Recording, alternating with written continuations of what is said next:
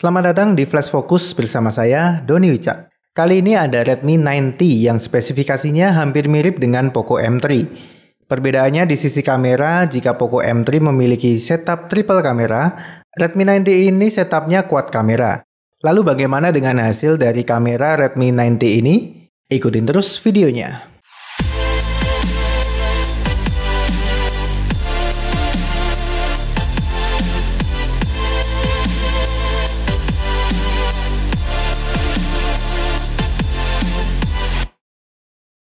Kita mulai dengan kamera belakangnya. Seperti yang dibilang tadi, Redmi 9T ini memiliki setup quad kamera dengan spesifikasi sebagai berikut.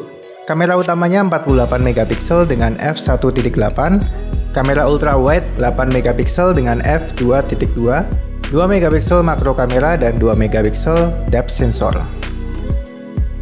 Oke, langsung saja ke default kamera 12 megapiksel. Hasil fotonya cukup bagus untuk ukuran kamera HP di kelasnya. Detailnya cukup, ketajamannya enak dilihat, dan kontrasnya juga tinggi. Tone warna lebih hangat, tapi tetap terlihat hidup. Kita bisa meningkatkan hasil foto menjadi 48 megapiksel. Nah, untuk hasil dari kamera 48 megapiksel ini tidak terlalu menjanjikan, karena ini hanya dari hasil 12 megapiksel yang diperbesar saja. Bisa dilihat perbandingan di foto ini. Sebelah kiri adalah 12 megapiksel dan sebelah kanan 48 megapiksel. Terlihat kalau hasil 48 megapiksel hanya dari 12 megapiksel yang diperbesar. Hasilnya tidak terlalu berbeda.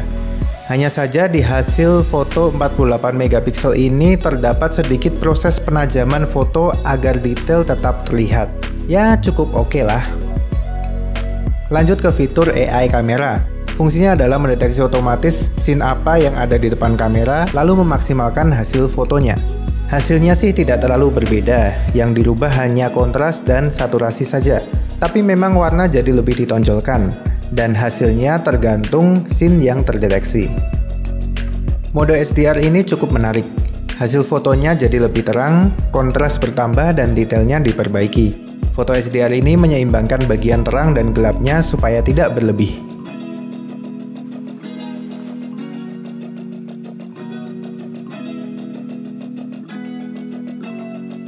Untuk portrait mode ini, Redmi 9T menggunakan 2 megapiksel depth sensornya. Dan hasilnya membuat saya cukup terkesan. Bokehnya terlihat alami dan perbedaan subjek dengan background cukup baik. Namun di beberapa kondisi pengambilan gambar, bokeh masih terlihat kurang rapi. 2 megapiksel macro lens. Hasil kamera ini tidak terlalu beda dengan kamera makro di Poco M3. Jarak supaya bisa fokus itu sekitar 4 cm dan cukup susah untuk mendapatkan gambar yang bisa fokus.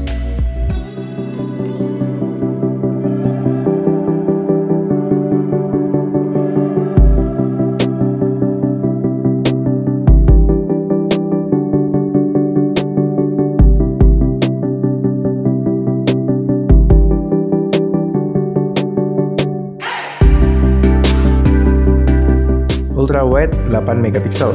Nah, ini dia lensa yang nggak dimiliki sama Poco M3, lensa ultra wide. Saya selalu kagum dengan HP yang punya lensa ultra wide karena bisa menghasilkan foto dengan nuansa yang berbeda. Kalau hasil foto dari ultra wide Redmi 9T ini cukup baik. Tingkat kecerahannya lebih rendah dari default kameranya, tapi detailnya bagus, kontras cukup, dan noise juga sedikit. Kita beralih ke selfie kameranya. Untuk di bagian depan ini terdapat selfie kamera dengan spesifikasi 8 megapiksel aperture f2.1.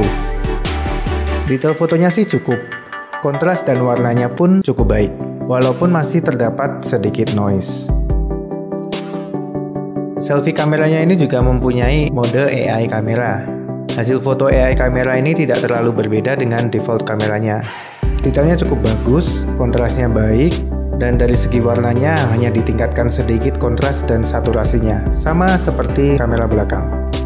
Mode SDR pada selfie kamera ini menghasilkan foto yang keren. Kecerahannya ditingkatkan, warna jadi lebih ditonjolkan, kontras dan detailnya diperbaiki. Saya suka dengan mode SDR di selfie kameranya ini. Tentu saja di selfie kamera terdapat portrait mode, dan hasilnya cukup bagus dalam menghasilkan foto yang bokeh. Kalau potongan rambut tidak terlalu rumit sih, hasil foto bokehnya cukup memuaskan. Sekarang mari kita tes low light fotonya. Mulai dari default kameranya. Hasil dari kamera utama dengan kondisi minim cahaya itu biasa saja. Detailnya sih cukup dan tidak terlalu blur.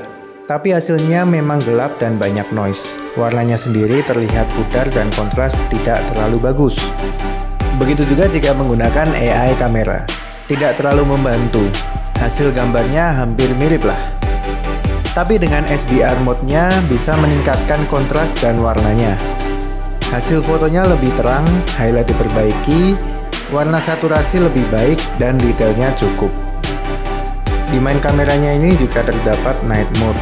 Hasil foto menjadi lebih terang, dan cahaya yang terlalu tajam itu berkurang. Noise reduction-nya lebih kuat, tapi detailnya jadi berkurang.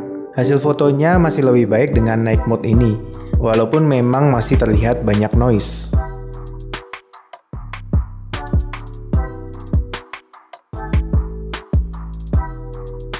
Nah, dalam kondisi minim cahaya, kita bisa memanfaatkan flash di main kameranya ini.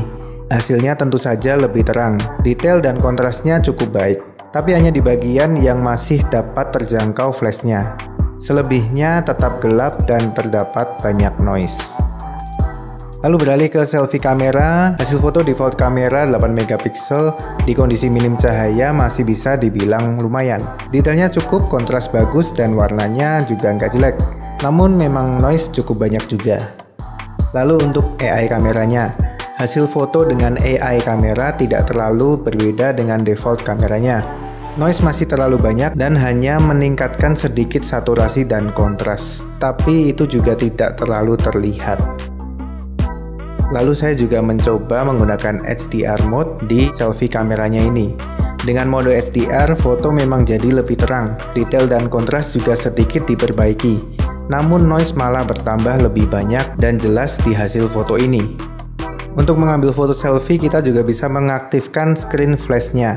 Saya cenderung lebih suka dengan screen flash daripada LED flash untuk selfie kamera, karena cahaya screen flash lebih lebar dan juga lebih lembut. Hasil fotonya cukup bagus, objek di depan layar menjadi lebih terang. Detailnya cukup walaupun tetap saja terdapat banyak noise. Nah, sekarang kita lihat bagaimana hasil rekaman video menggunakan kamera Redmi 90 ini. Mulai dari main kameranya. Kualitas video yang dihasilkan kamera utama mentok di 1080p 30 fps. Bitrate videonya 20 mbps, sedangkan audio stereo dengan bitrate yang agak rendah di 96 kbps. Juga kamera Redmi 90 ini tidak disupport dengan electronic stabilization, sehingga kalau ada sedikit getaran videonya akan goyang. Lalu kita coba untuk merekam video dengan main kamera di kondisi minim cahaya. Hasil video saat minim cahaya ya begitulah. Noise jelas sangat banyak, gelap dan detailnya kurang. Juga di area gelap cenderung blur, karena kamera susah mendapatkan fokus di area tersebut. Beralih ke video selfie kameranya. Hasil video selfie kamera ini cukup baik. Detail dalam hasil videonya sih rata-rata dan dynamic range rendah, sedangkan kontras dan warnanya cukup baik. Lalu kita coba selfie kamera untuk merekam video di kondisi minim cahaya. Hasilnya terlihat lebih banyak noise, walaupun detail dan kontrasnya cukup bagus. Tentu saja di selfie kameranya ini juga tidak terdapat electronic stabilization, sehingga gambarnya pasti goyang-goyang.